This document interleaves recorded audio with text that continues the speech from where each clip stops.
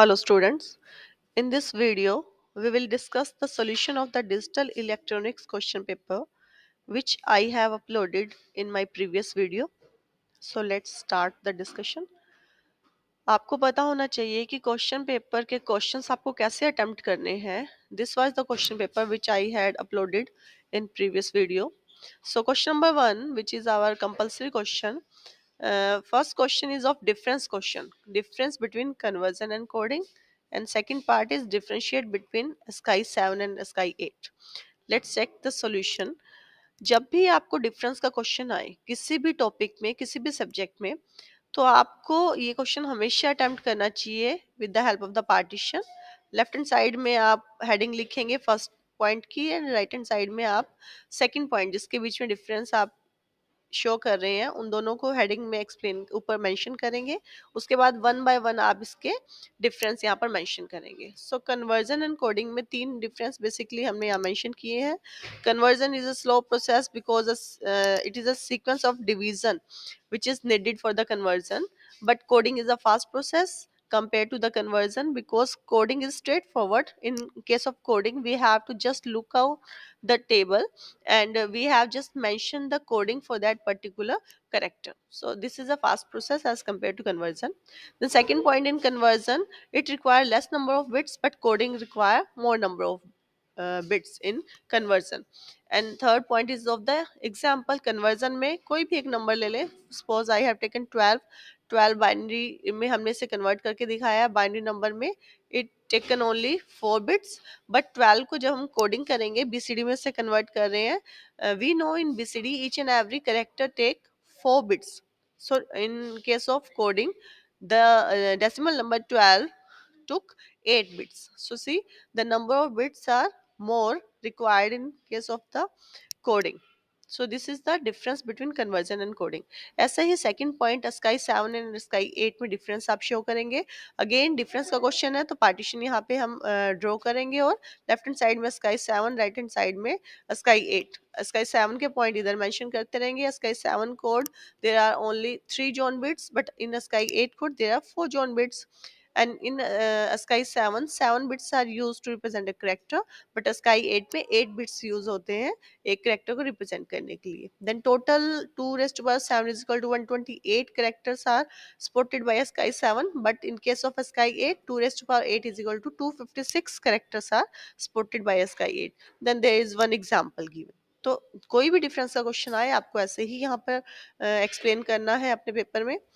Third part है हमारा first question का, truth table for 84212 cyclic code converter. ये हम ऑलरेडी क्लास में डिस्कस कर चुके हैं. तो आप 8421 का इधर बना देंगे ट्रुथ टेबल में. 0 to 9 क्या वैल्यूज रहेंगी और साइक्लिक में 0 to 9 की क्या वैल्यूज रहेगी वो यहाँ पर आप शो कर देंगे. फोर्थ है canonical and standard forms of Boolean function. ये जस्ट एक्सप्लेनेशन है, क्लास में हम ऑलरेडी डिस्कस कर चुके हैं. Canonical form are of two type, sum of product form and standard product of sum. इसको यहाँ पे मैंने एक्सप्लेन किया हुआ है, और इस वीडियो की डिस्क्रिप्शन में इस पीडीएफ डॉक्यूमेंट का लिंक भी वहाँ पर आपके साथ शेयर किया हुआ है. आप इस डॉक्यूमेंट को डाउनलोड कर सकते हैं और रीड कर सकते हैं. तो जैसे यहाँ पर एक्सप्लेन किया हुआ है आपको अपने आंसर शीट पर ऐसे ही अटेम्प्ट करने चाहिए अपने क्वेश्चंस. देन फिफ्थ पार्ट में पूछा गया है कि what are the absorption law and the what are the associate law, explain with the example.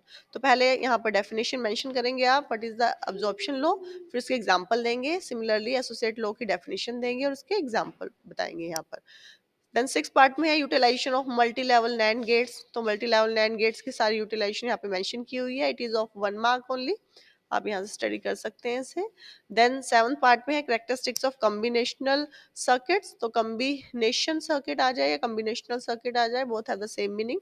These are the characteristics और features which I have mentioned over here. Then last eight part is a half adder, full adder, half subtractor, full subtractor. कोई भी combination circuit अगर आता है तो पहले आप उसकी definition बताएंगे.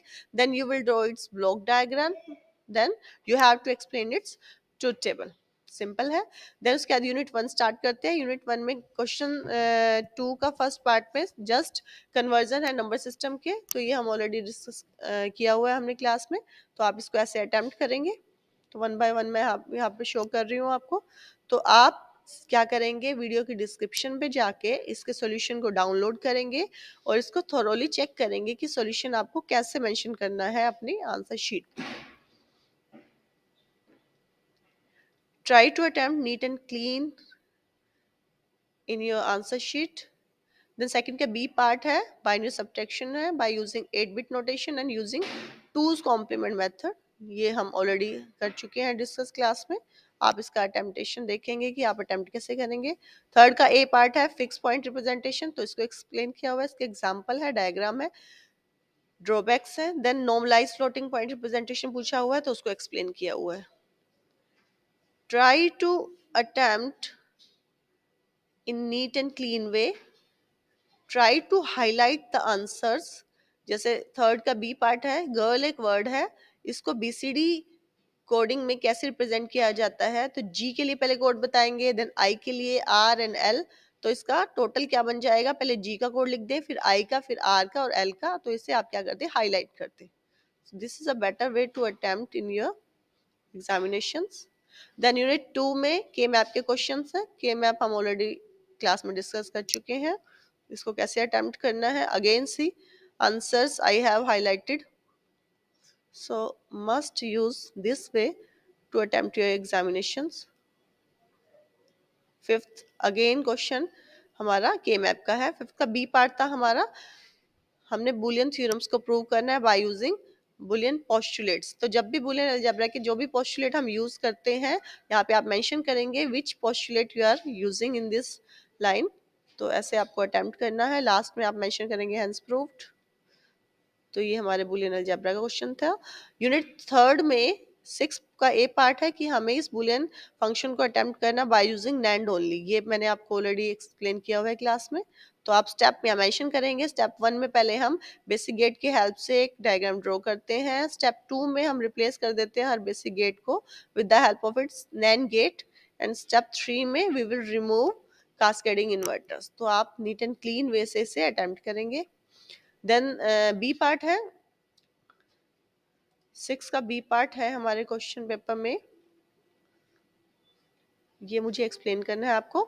Show that a positive logic and gate is a negative logic और गेट एंड वाइस वर्सा।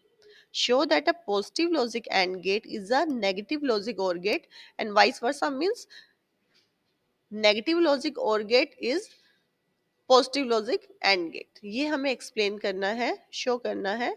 तो इसका सॉल्यूशन देखते हैं। पॉजिटिव लॉजिक एंड गेट क्या होता है और नेगेटिव लॉजिक और गेट क्या होता है। पॉजिटिव लॉजिक एंड गेट में जो नॉर्मली हम लोग ट्रुथ टेबल करते हैं एंड गेट का, वैसे ही रहेगा। यहाँ पर जो लो वैल्यूज है उसे 0 से रिप्रेजेंट करते हैं और हाई वैल्यू को 1 से रिप्रेजेंट करते हैं। And we know the truth table of the AND gate, जब सारी वैल्यूज इनपुट वैल्यूज 1 है तभी आउटपुट 1 होती है, अदरवाइज आउटपुट हमेशा क्या रहती है, 0 रहती है। तो ये है हमारा truth table of the AND gate. And negative logic और गेट में क्या होगा, नेगेटिव लॉजिक और गेट में जो हमारी लो वैल्यूज है उसे हम 1 से रिप्रेजेंट करते हैं, जो हाई वैल्यूज है हमारी उसको हम 0 से रिप्रेजेंट करते हैं। तो ये आप ऐसे करके बना लेंगे, नेगेटिव लॉजिक और गेट का ट्रुथ टेबल बना लेंगे। तो यहाँ पर देखेंगे आप, पॉजिटिव लॉजिक एंड गेट में इनपुट अगर 1 1 रहेगी आउटपुट विल बी 1, इनपुट अगर 1 0 रहेगी आउटपुट विल बी 0, इनपुट अगर 0 1 रहेगी तो आउटपुट विल बी 0, इनपुट अगर 0 0 रहेगी तो आउटपुट विल बी 0। आप इसे मैच करेंगे तो both are giving the same thing, so it shows that the positive logic and gate is a negative logic और गेट। और वाइस वर्सा में हमें शो करना है कि पॉजिटिव लॉजिक और गेट हमारा किसके इक्विवेलेंट है, नेगेटिव लॉजिक एंड गेट के। तो पॉजिटिव लॉजिक में क्या होगा, जो लो वैल्यूज है उसे 0 से रिप्रेजेंट करते हैं और हाई वैल्यूज को 1 से रिप्रेजेंट किया जाता है।